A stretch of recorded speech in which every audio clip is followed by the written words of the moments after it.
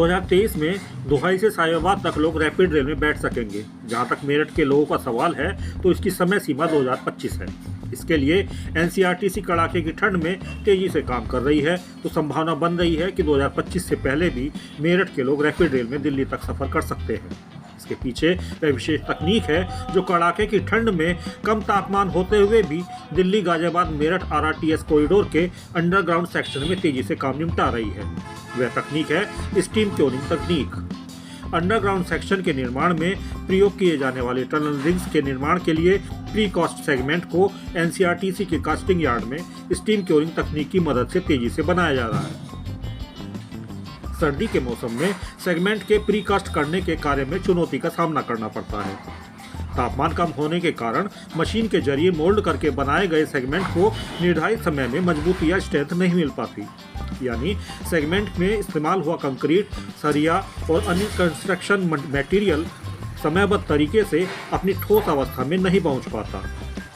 Steam curing तकनीक के अंतर्गत बॉयलर की मदद से नवनिर्मित सेगमेंट को 5 से 7 घंटे तक भाप दी जाती है। इससे नवनिर्मित सेगमेंट 3 गुना ज़्यादा तेजी से मजबूती और अपनी ठोस कंक्रीट अवस्था में प्राप्त हो जाता है। इससे कम समय में ही प्री कास्ट टनल रिंग्स उपयोग के लायक हो जाते हैं। यदि तापमान 10 डिग्री से कम हो तो आमतौर पर एक प्री कास्ट सेगमेंट को सामान्य अवस्था में मजबूती हासिल करने में 40 से 45 घंटे का समय लगता है। वहीं स्टीम क्योरिंग तकनीक के जरिए यह कार्य लगभग 10 घंटे में पूर्ण हो जाता है। ऐसे में इस तकनीक की बदौलत मौसम बदलने के बावजूद टनल रिंग्स के निर्माण की रफ्तार धीमी नहीं होती और भूमिगत कॉरिडोर के निर्माण की रफ्तार तेज बनी रहती है। गर्मी के मौसम में स्टीम क्योरिंग तकनीक के इस्तेमाल की जरूरत ही नहीं पड़ती। आरआरटीएस के अंडरग्राउंड सेक्शन में आनंद विहार स्टेशन से न्यू अशोक नगर की ओर लगभग 3 किलोमीटर और साहिबाबाद की ओर लगभग 2 किलोमीटर लंबी 2 समानांतर टनल बनाने का कार्य तेजी से जारी है।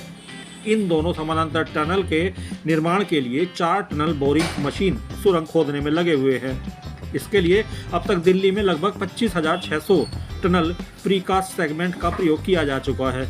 वहीं मेरठ में कुल 11 किलोमीटर समानांतर टनल का निर्माण होना है, जिसमें से लगभग 5 किलोमीटर टनल बन चुकी है, जिसमें लगभग 21,000 टनल प्रीकास्ट सेगमेंट का प्रयोग किया गया है। एनसीआरटीसी का लक्ष्य है कि 2025 तक पूरे दिल्ली गाजियाबाद मेरठ कॉरिडोर को आम जनता के लिए संचालित कर दिया जाए। इससे पहले इसी वर्ष गाजियाबाद क्षेत्र में आने वाले साहिबाबाद से दोहाई के बीच 17 किलोमीटर लंबे खंड को जनता के लिए खोल दिया जाएगा।